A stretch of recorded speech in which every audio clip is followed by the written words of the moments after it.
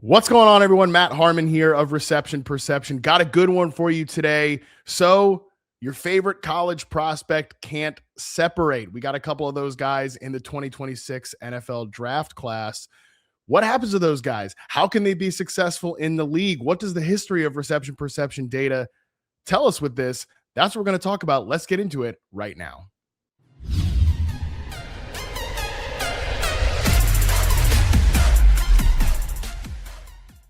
All right, if you guys subscribe to the channel, which, by the way, I'd love it if you subscribe to the channel. I'm not a very good YouTuber, okay? Right? Like I'm not the best at this, right? I know I'm supposed to be saying, hey, subscribe to the channel. Like, do the whole deal.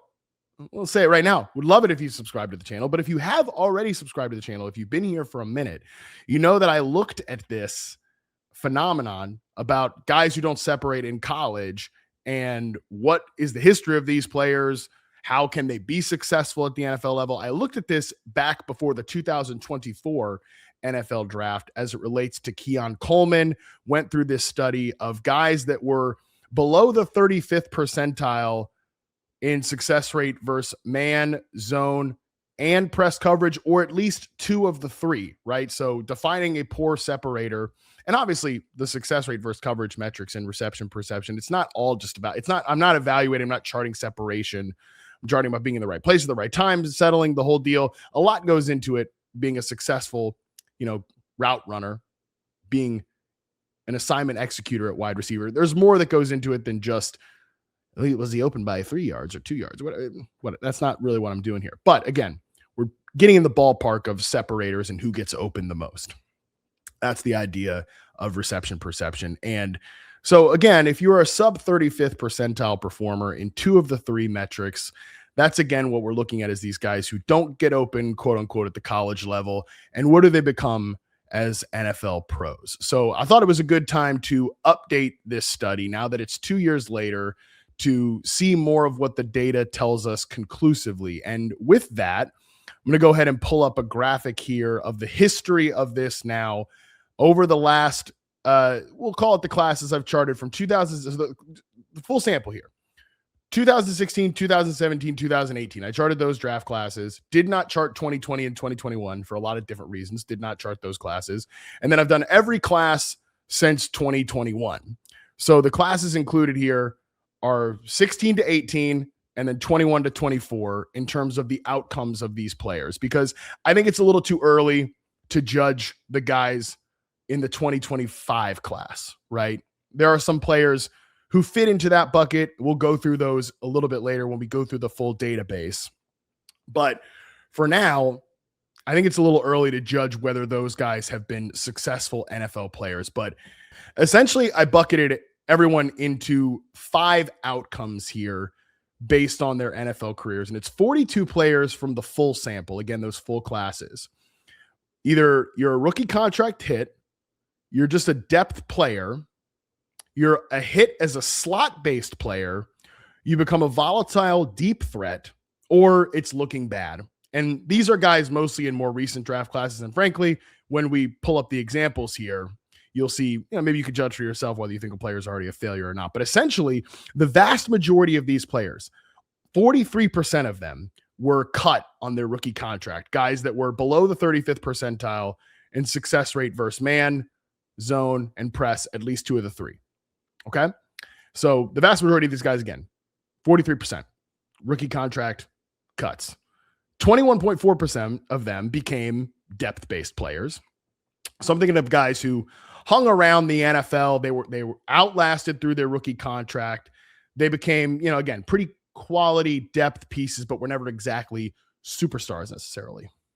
We'll define more of that when we look at their career production here in just a moment.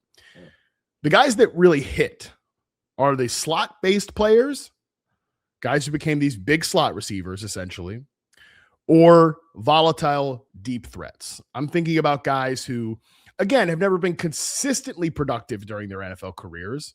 They're not high yards per game options.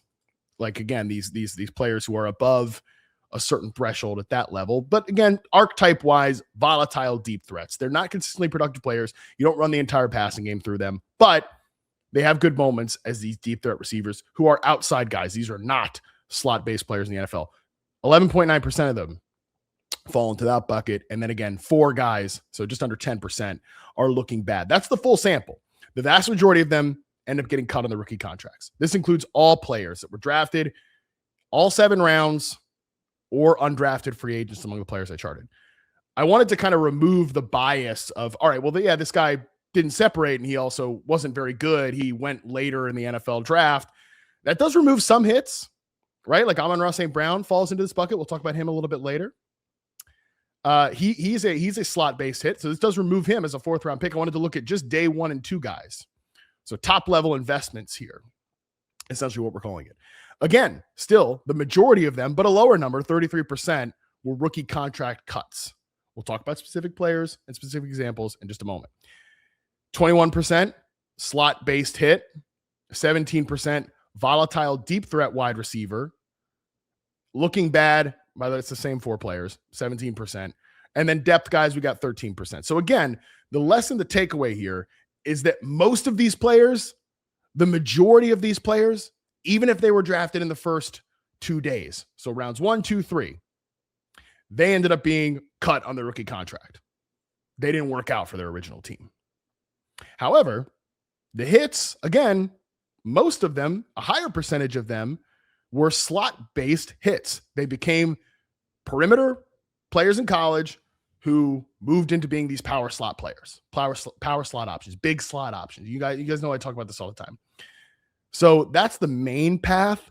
The other path is, yes, they become more of the volatile deep threat.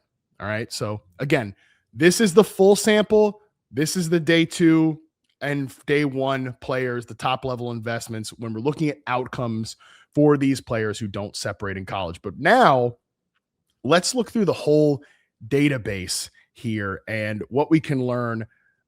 Just tons of information to dive into here. So I put this together into an app and we'll go through this together. So if we include the players from both the 2025 and 2026 classes, we have 59 total players now over the course of my charting history who fell below the 35th percentile in success rate versus man, zone, and press coverage. Guys who did not consistently separate at the college level. Who did they become in the NFL? So wide variety of guys here. You know, we've got Will Fuller, Tyler Boyd, Tajay Sharp, Demarcus Robinson, Roger Lewis, Pharaoh Cooper, Sharon Peak, Aaron Burbage, Darunya Wilson from the 2016 NFL draft class. Yeah, let's remember some freaking guys here. Cooper Kupp, Juju Smith-Schuster from 2017. Just tons of different players in the database here that we can go over. Maybe I'll put this on the website. Maybe I'll put this on receptionperception.com so you guys can play around with it and we can potentially link that. We'll look into that here. So for now, let's try to find some of the patterns here with these guys. Again, if we're just defining a hit by yards per game, this is the group of guys who are over 30, we'll call it over 31 yards per game here. We've got Amon-Ra St. Brown, Cooper Kupp, Rashee Rice, Will Fuller, Christian Watson, Tyler Boyd, Juju Smith-Schuster, Wan'Dale Robinson, DJ Chark, Jalen McMillan, Keon Coleman somehow is just about 37 yards per game. I did put him in the looking bad column because we can be honest here. He's not really a volatile deep threat, and he certainly has not become a big slot, right? That was the entire premise of how do these players that don't separate at the collegiate level become successful pros? Well, they kick into the big slot role. Keon Coleman certainly has not kicked into the big slot role for the Buffalo Bills. If you guys have been following that team, you certainly know that. He has not been a very productive player in his career. And again, we're getting to a point now where are these guys really hits? Yeah. Kayshon Boutte, volatile deep threat. I would still say he's turned into a pretty successful NFL player, averaging 34 yards per game in his career. Not exactly consistently productive, but a useful player.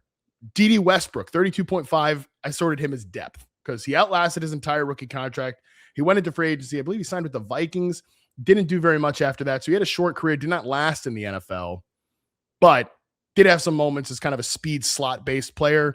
I categorized him as depth, right? Rondale Moore, the late Rondale Moore, rest in peace.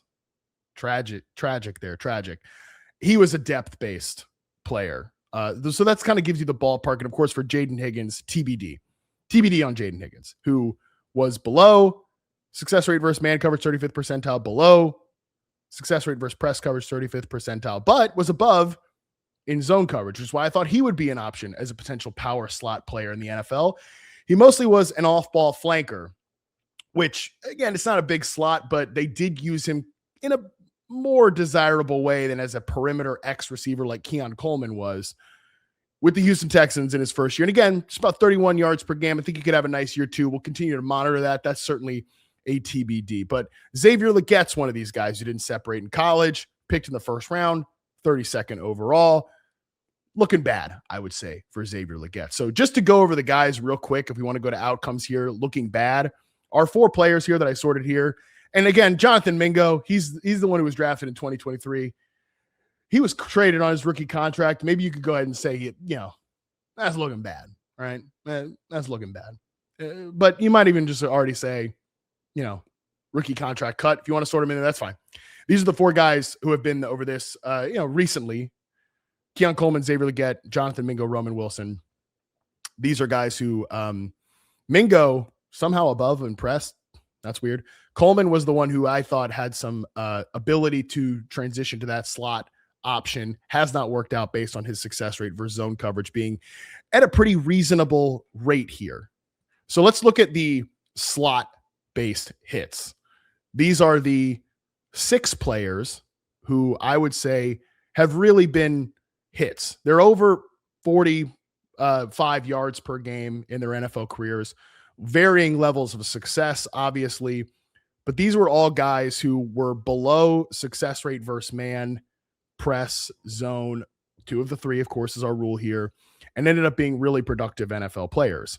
Amon-Ra St. Brown, Cooper Kupp, Rashee Rice, Tyler Boyd, Juju Smith-Schuster, Wan'Dale Robinson.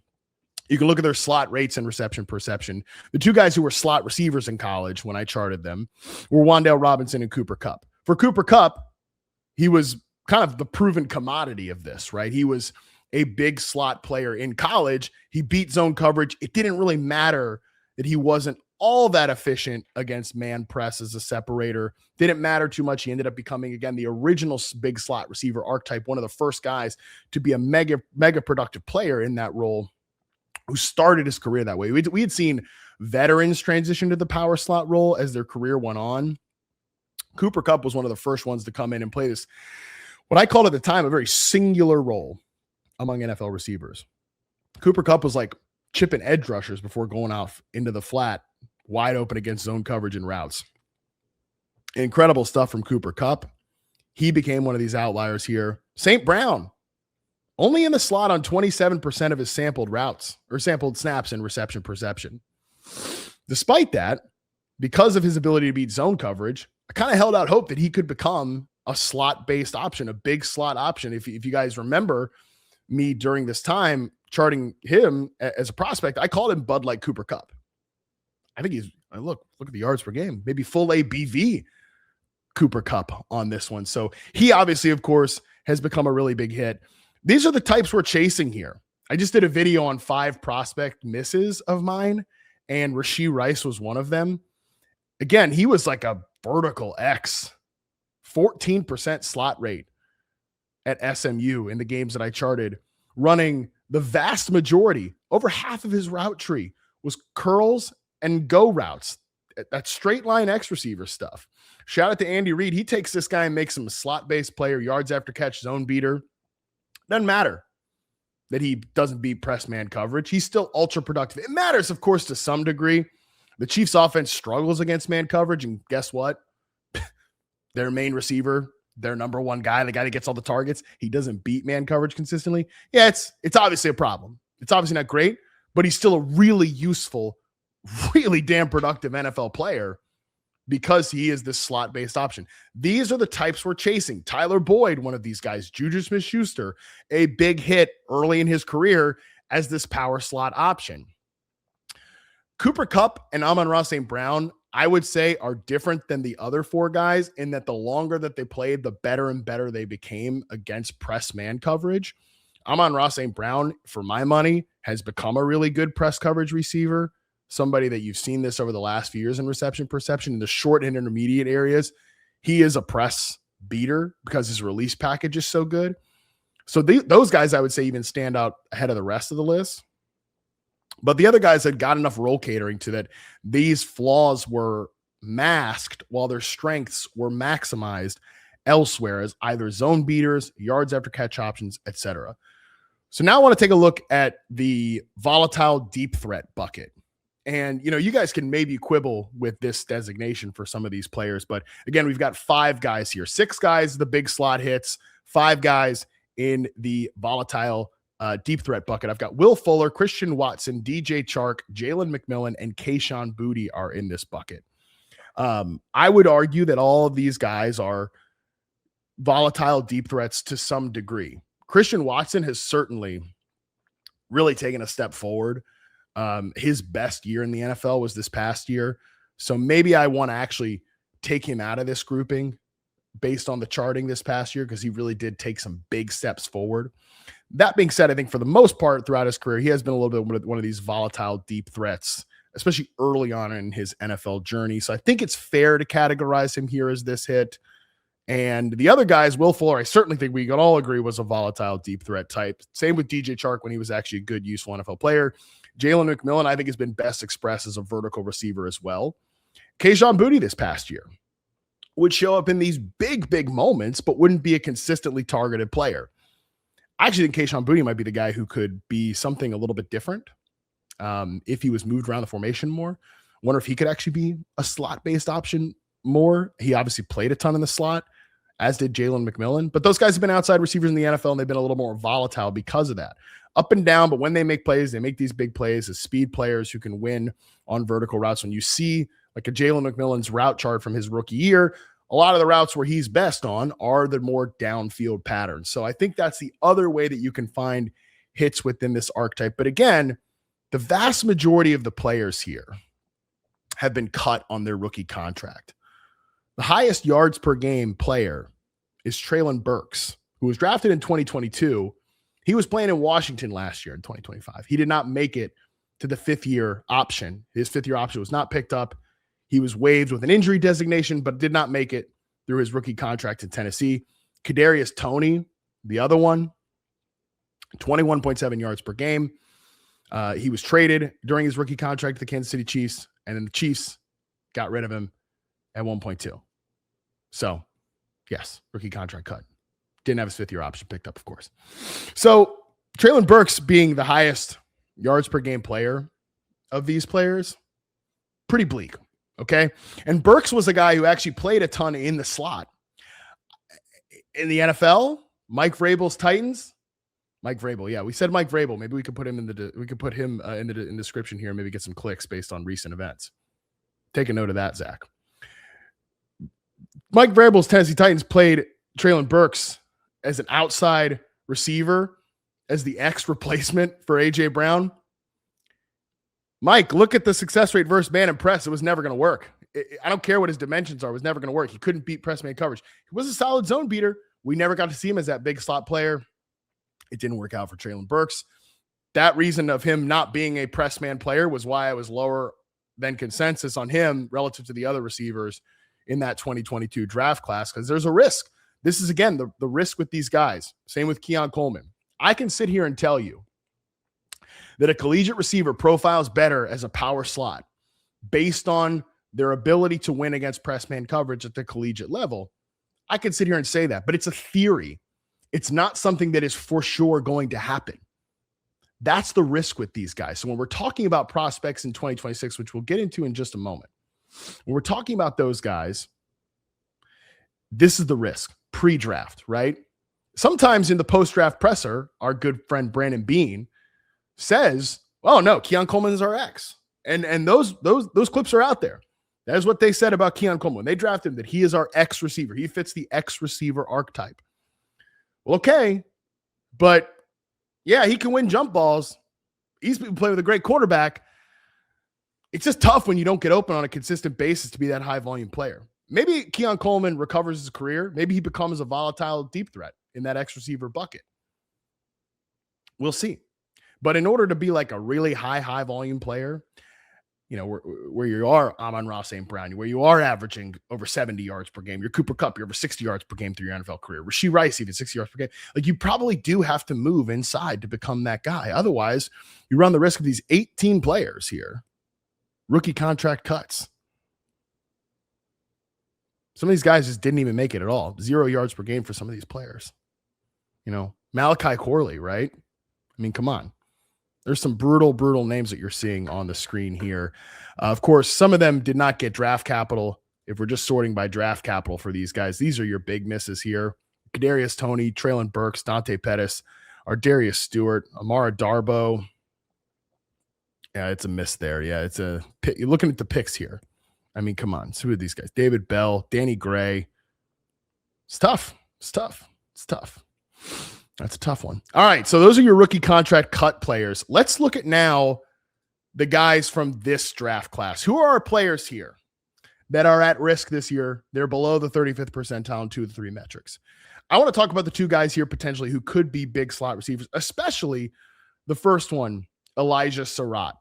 Elijah Sarratt is a guy that I really think fits cleanly into this big slot receiver archetype, who could potentially go from being a perimeter player in college, an ex-receiver at Indiana, and make the transition to being a big slot. He is by far, we'll talk about Malachi Fields as well, but I do want to hone in on Elijah Sarratt here because he is my favorite candidate for this. There's a variety of reasons why I think Sarratt could end up being the guy that really makes a ton of sense as this option. So let's get into Elijah Sarratt's profile here. Again, this is my favorite player to be this particular transition candidate, right? Again, let's set the table here. Elijah Sarratt is 6'2", 210 pounds. Before diving into some of the reception perception aspects of this, I do think why Sarratt might be a little different from the Keon Coleman's, from the Jaden Higgins, is he might be like just big enough for this, right? Think about Cooper Kupp and Amon-Ra St. Brown. St. Brown, I mean, you could even argue is he a big slot. He's 6'2", about 200 pounds. He's on the bigger side for the slots. Rashee Rice, he's not this hulking receiver, but he's 6'2", 200 pounds. 6'1", 200 pounds, I believe. Cooper Kupp, just over 6 feet. 200, that's the whole deal.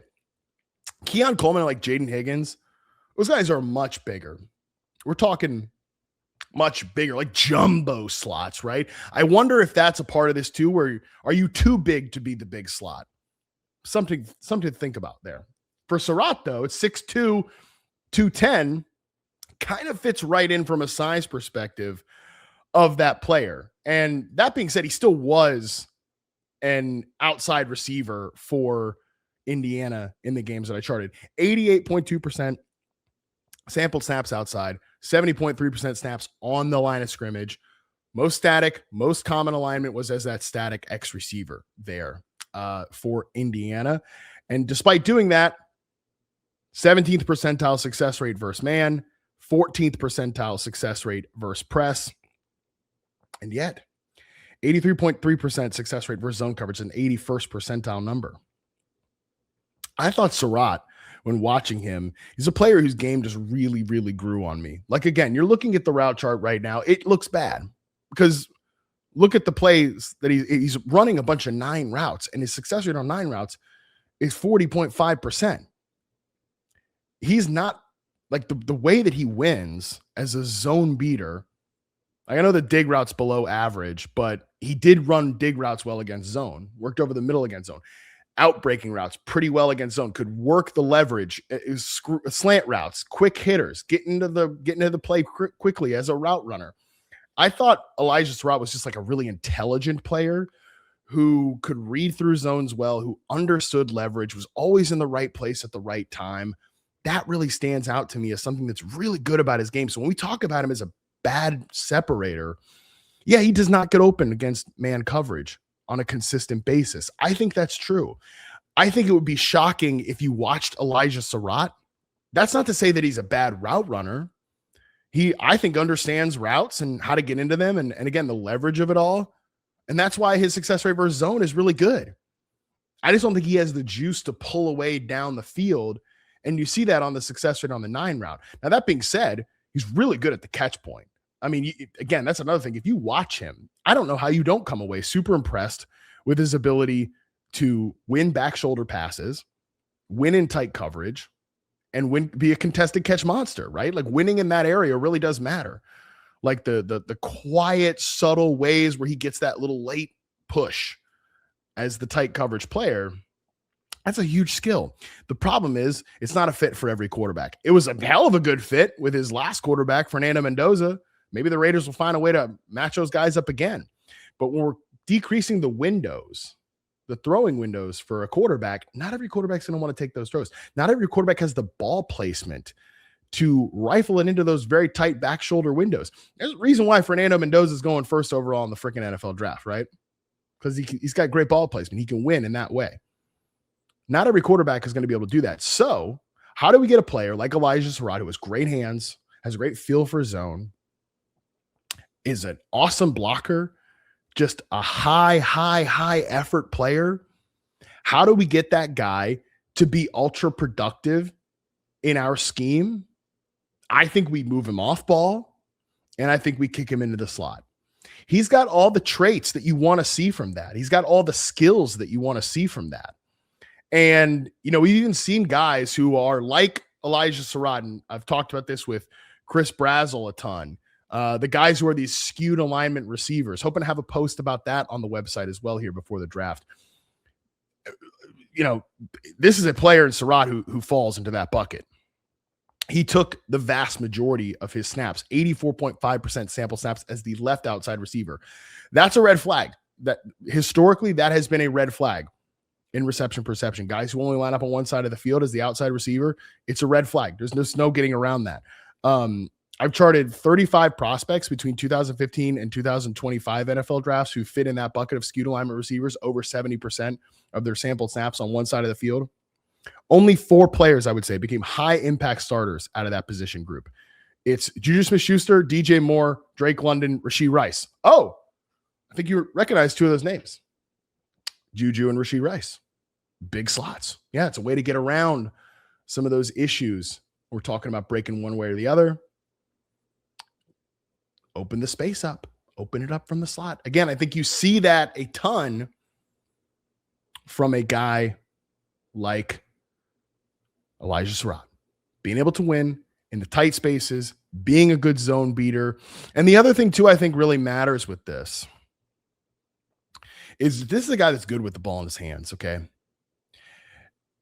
Let's talk about the power element of the power slot, right? Omar Cooper Jr. is one of the best tackle breakers I've ever charted, period, end of story. Like rare ability. His ability with the ball in his hands, he goes down on first contact at the same rate does Omar Cooper Jr. as the rate of plays where he breaks 2+ tackles when he's in space. That's insane. That's unbelievable. Sarratt, though, he's not going to make those same like field flipping plays, and he didn't get the same amount of opportunities in space as Omar Cooper Jr.